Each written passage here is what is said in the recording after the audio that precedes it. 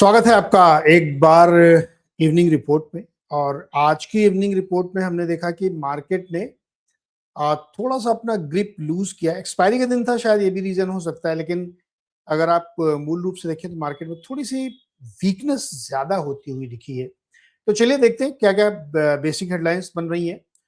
Market एक तो कमजोरी के साथ बंद हुआ और सेंटिमेंट थोड़ा नेगेटिव था, क्योंकि कच्चे तेल में तेजी बन रही है और मिडिल ईस्ट में जो तनाव बढ़ा है उसके कारण से।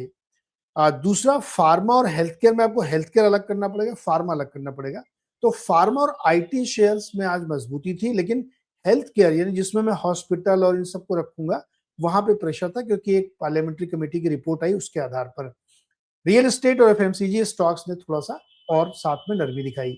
ब्रेंट ऑयल अब 90 की तरफ बढ़ रहा है, हालांकि अभी भी 87-88 के बीच में झूल रहा है, लेकिन उसका ट्रेजेक्ट्री जो है वो 90 की तरफ है। और गोल्ड में करीब $40 का और इजाफा हुआ है और अब ये $4380 पहुंच गए। मॉर्निंग में एक सेशन ऐसा था जब इंटरनेशनल मार्केट में क्लोजिंग से ठीक पहले ये 4400 को पार कर चुका था। तो गोल्ड में भी मजबूत रुख बना हुआ है।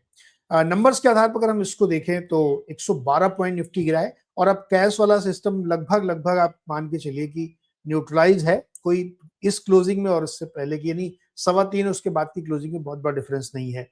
तो उस आधार पर अगर आप देखें तो 112 पॉइंट की वीकनेस निफ्टी 50 में है और 250 पॉइंट निफ्टी बैंक गिरा हुआ है। निफ्टी बैंक कल भी गिरा था, आज भी गिरा, तो उसमें ज्यादा दबाव, खासतौर पे प्राइवेट बैंक्स में काफी प्रेशर अभी भी है। आज जो मिड माइक्रो में भी कोई खास दम नहीं थी, कल भी दम नहीं थी, तो मार्केट थोड़ा सा अटका हुआ है, लेकिन बेयरिश टोन के साथ है। और इंटरेस्टिंग बात थी कि विक्स और गिरा है, मार्केट भी गिरा, विक्स भी गिरा। और ये जो 12 के नीचे का विक्स है, ये तो और ज्यादा चिंताजनक होना चाहिए मार्केट पार्टिसिपेंट्स के लिए, क्योंकि मार्केट एकदम फियरलेस हो रहा है। ये देखिए आपके सामने है इंट्राडे और 5 डे का चार्ट। तो अगर आप देखें तो दिन भर में मार्केट ने आज जो गैप डाउन किया था उसके बाद से लगातार वो प्रेशर में ही रहा, उठ नहीं पाया, मार्केट दबाव के साथ काम करता रहा और अंत में 112 पॉइंट बंद हुआ। मैं इसको फ्लैट अभी भी इसलिए लिख रहा हूँ क्योंकि 400 के ऊपर है। अंडरटोन बेरिश, लेकिन ट्रेंड अभी भी कंसोलिडेशन या टिकाने वाला जिसको कह सकते हैं वो था, क्योंकि अभी पार्टिसिपेशन काफी कम है। निफ्टी बैंक में आप देखिए 240 पॉइंट है, तो ये गैप डाउन खुला, उसके बाद धीरे धीरे ऊपर करने की कोशिश की, लेकिन अंत में 250 पॉइंट नीचे ही बंद हुआ। एक और दिन के दौरान बातचीत हुई कि एमफी का डाटा आया था, जिसमें लार्ज कैप में लोगों ने एग्जिट लिया है और जो एक्टिव फंड्स होते हैं उसमें कम पैसे डाले, मतलब विड्रॉल नहीं हुआ है लेकिन कम डाले हैं as compare to last month. तो वो भी एक शायद थोड़ा सेंटिमेंट का कह सकते हैं आप मार्केट में रहा होगा। इंडेक्स में कंट्रीब्यूशन में आज कुछ खास नहीं था। आप नाम लेने के लिए आप कह सकते हैं कि भारती ने थोड़ा सा ड्रैग किया, और इस साइड में आएंगे तो आपको इन्फोसिस और टीसीएस जैसे स्टॉक जो अब थोड़ा हैवी वेट है उस लिहाज से कंट्रीब्यूट करते हुए थे। लेकिन मार्केट चूंकि नरमी में था और कोई सिग्निफिकेंट प्लेयर मार्केट को सपोर्ट करने के लिए नहीं आया, तो इसलिए छोटे छोटे कम वेटेज वाले स्टॉक्स ने भी मार्केट को नीचे ड्रैग कर दिया। हीट मैप आप देखेंगे तो साफ तौर पे दिख रहा है कि वीकनेस है, बेयरिश टोन है। रेड ब्राउन, रेड ग्रे और पिंक कलर के बॉक्सेस ज्यादा है, हरे वाले बहुत कम है। हरे वाले में भी कौन से दिख रहे हैं आपको? टीसीएस, इन्फोसिस दिख रहा है, एचसीएल टेक दिख रहा है, वहां पे है। इटर्नल आज का सबसे बड़ा गेनर है, लेकिन वेट नहीं उतना, तो बहुत ज्यादा सपोर्ट नहीं कर पाता। लेकिन बाकी सब जगह आप देखिए तो वीकनेस वीकनेस वीकनेस ही दिख रही है। तो आपको याद होगा हमने सुबह से चर्चा कर रहे हैं, 2-3 दिन से कर रहे हैं कि बुल्स ग्रिप तो बना है, वो छोड़ नहीं रहे हैं अभी, लेकिन टोन बेयरिश है। मतलब एक ट्रिगर चाहिए मार्केट को ऊपर ले जाने के लिए, वो ट्रिगर है ही नहीं। देखिए क्रूड आज 90 के आसपास तक पहुंचा, फिर अभी 88, 87, 89 के आसपास ट्रेड कर रहा है। तो ऐसा भी नहीं कोई बड़ी गिरावट हो रही है। एक्सपायरी का दिन था, इसलिए आपको 100-125 पॉइंट ऊपर नीचे दिखा। तो बुल्स में भी टिकाए हुए हैं और बेयर्स भी लगे हुए हैं।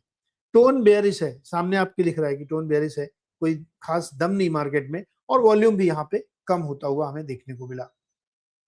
एडवांस डिक्लाइन में आप देखेंगे तो आज बढ़ने वाली संख्या कम थी, 13 थे केवल निफ्टी में, 500 में भी, और ओवरऑल में आपको बराबर दिखेगा, लेकिन उसका बहुत सिग्निफिकेंस नहीं है मार्केट के टोन को बदलने में। तो एडवांस डिक्लाइन भी थोड़ा सा कमजोर ही माना जाएगा। टोटल अगर आप लूजर गेनर में देखेंगे तो आज गिरने वाले सेगमेंट या सेक्टर्स की संख्या ज्यादा थी। एफएमसीजी, रियल एस्टेट, मेटल सब गिरे। फार्मा और आईटी में थोड़ी सी मजबूती थी, पीएसयू बैंक फ्लैट सा था एकदम। लेकिन हेल्थ केयर सेक्टर का, चूंकि वो हेल्थ केयर का अलग से एक इंडेक्स भी होता है उसमें, वो दबाव में था क्योंकि बहुत सारे हॉस्पिटल स्टॉक्स में कमजोरी देखने को मिल रही है। मैंने एक अलग से शो भी बनाया, उस पर हम लोग बातचीत करेंगे, क्योंकि एक पार्लियामेंट पैनल की रिपोर्ट आई है जिसमें कई सारी प्राइसिंग कैप की बात की गई। तो आज हॉस्पिटल स्टॉक्स थोड़ा सा दबाव में काम कर रहे थे।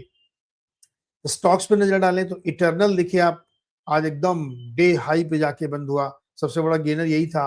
फिर इन्फोसिस और डॉक्टर रेड्डी, फार्मा और आईटी, दो इंडेक्स वाले जो डॉलर रिलेटेड कह सकते हैं या एक्सटर्नल डिपेंडेंट वाले कह सकते हैं, वहां पे एक मजबूती बनी डॉक्टर रेड्डी में भी और इन्फोसिस में भी। लेकिन भारती ने निराश किया।